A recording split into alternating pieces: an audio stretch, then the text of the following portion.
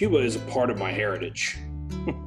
Since the day I was old enough to understand that my father was not born in the U.S., but from a tropical island that brought such happiness to he and his family, and also a tremendous amount of pain and loss. I knew Cuba through pictures, traditional Cuban food that my Granny Lily used to cook, and the smells of cigars in the house. When I turned 24, the news broke about that Cuban boy named Ilian floating to the shores of Miami in a smaller inner tube and then directly sent back to Cuba. His father was in Miami. Why is this happening to this 5-year-old boy who suddenly got shipped back to Cuba? Well, it really sunk in for me. Cuba was a communist country led by Fidel Castro since the revolution in 1959. When he and Che Guevara overthrew the regime run by Batista, Castro was the one that truly changed it for our family. There's this tremendous amount of interest to learn more about how my family in Cuba was connected to Batista, not by choice, but by politics. It was still this idea that Cuba is the forbidden fruit, but that's what made it so exciting to go. We were ready to go through hoops, traveling to Cuba, and we knew that we'd find more gems and connections like these. The truth must be told, and by one man, my father, through his eyes, as a 12-year-old boy who was abruptly sent to the U.S. without warning. You know, he had crawled up a water tower behind the property by the house, and he had fallen off the water tower and broke his arm. He was in a cast that day, and everybody was swimming in the water except him because he had his cast on, so he was on the dock. And that was the day that Fidel came to the dock and actually walked right past him because he was the only one not swimming. So literally just brushed across him and kept going. And there's a plaque commemorating the day that Fidel came to the bay here. It's still there. His yacht was anchored right off the coast right there, and he came on a tender, and he docked on the pier, and he walked right by me. The story I tell is that I could have pushed him overboard and drowned him, and I would have changed world history. But then I wouldn't be here to tell you the story if that had happened. I felt it was so important that we visit the Revolution Museum in Havana. There's no history books or anything in the U.S. that really told the story the way Cubans saw the revolution, whether it be prior to the administration that was connected prior to the revolution or during the revolution or post-revolution. And I remember, making sure that my father was okay with going to this museum because I know at first he was very reluctant, but I couldn't visit this museum without him. After Batista left and Fidel was coming down from the mountains, I have some very vivid memories of the men with their beards, dressed in the fatigues, riding on tanks. And shortly after that, Fidel declared a general strike that everything shut down in the country to show support. In those days, people didn't keep that much food on hand, so after a while there was a great deal of scarcity.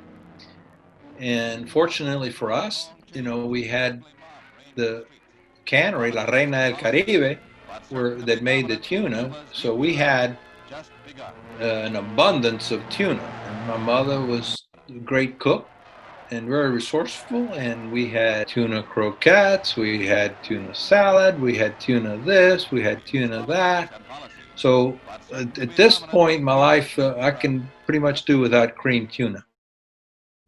Carlos Guas, we call him Carlitos, he was the son of Felo Guas, the vice president of Cuba.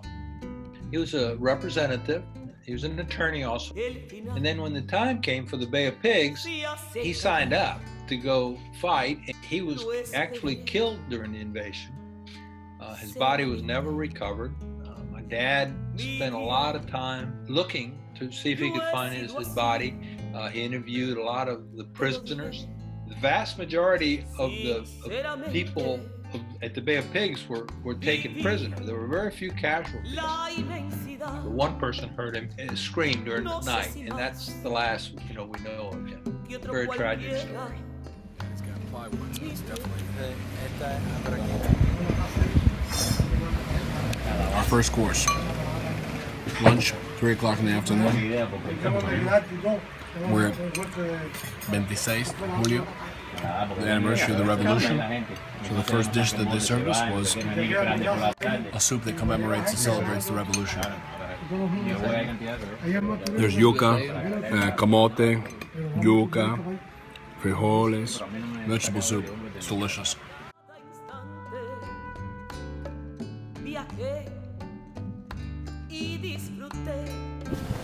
Bueno, this was my school.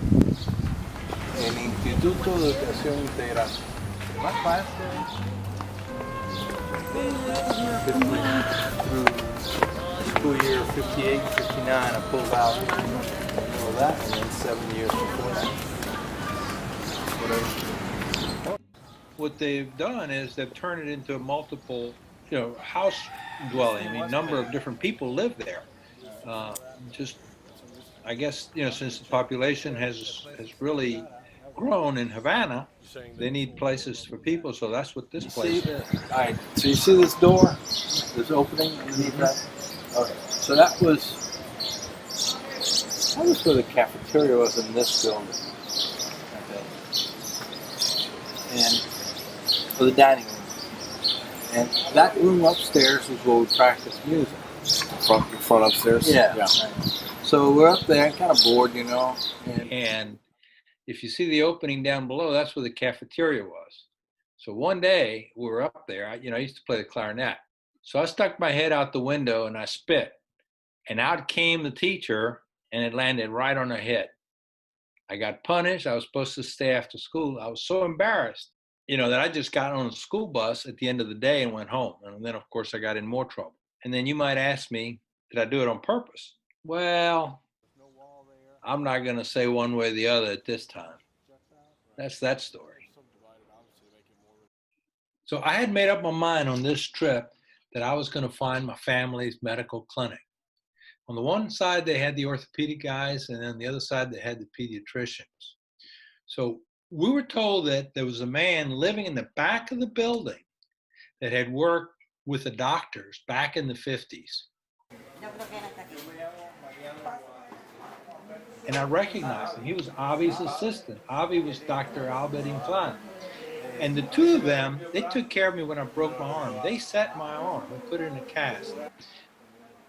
He had been very, very loyal to our family. Even when we had some hard times. And I was very grateful to have this opportunity to thank him for all the loyalty and the friendship that he had shown to my family. This was the only time that I connected with anyone associated with my family on this trip.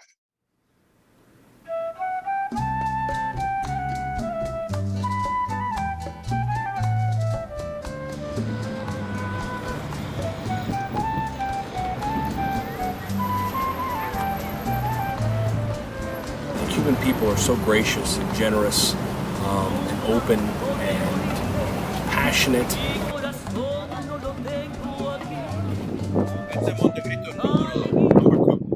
What's your favorites? Well, the first cigar I ever smoked in my life, and I can't tell you how old I was. I may have been about 8 years old.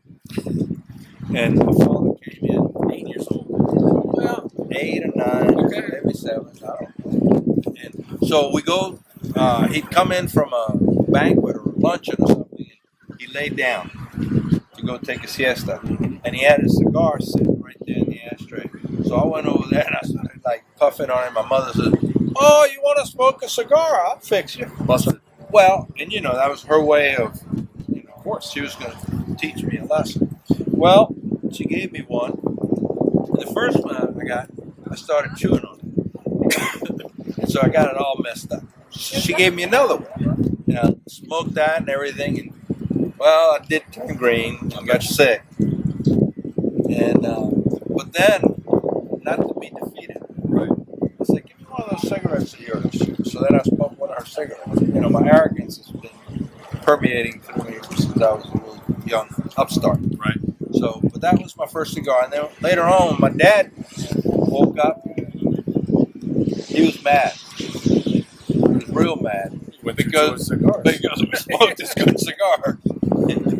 Now he wasn't mad that I was smoking it. He was mad that I smoked his cigar, right? His good cigar. When I was a young boy, they would have the Cuban Grand Prix. These were Formula One cars, and they would run. The route was down the Malecon, and I would come up here with my father and my brother and a bunch of other men, and they would have box seats at the Hotel Nacional overlooking the Malecon. We'd spend the day there, you know, just having a good time. They'd be eating and drinking and while the cars would go by. Brett was right in there with them. I think one year Fangio won, and then the next year Sterling Moss won. And the reason Fangio didn't win the second year was that he got kidnapped. The day before the race, they kidnapped him, and then of course they turned him loose the next day. But it was one of those things that happened over here. So yeah. You know, traveling back to Key allowed us to break barriers and open doors that we would not be able to open otherwise. And you know, a lot of meetings with the chefs and interaction with the locals there was a lot of reluctancy sort of share their story and to really allow us into their sort of businesses, homes, restaurants. And just after a couple minutes of either smoking a cigar or drinking a Cuban coffee or having a little sip on añejo, some rum, you know, it didn't take long for them to really open up, share their story, their real story, of what it takes to open a business and what it takes to be a chef in Cuba and access to ingredients and the struggles that they've had, but at the same time, always smiling, always sharing more. And to me, that was the ultimate sort of exchange.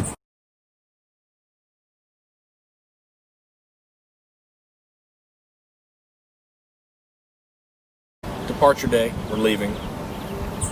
Obviously, we'll be back. There's something about being here with my father really feels like I'm home.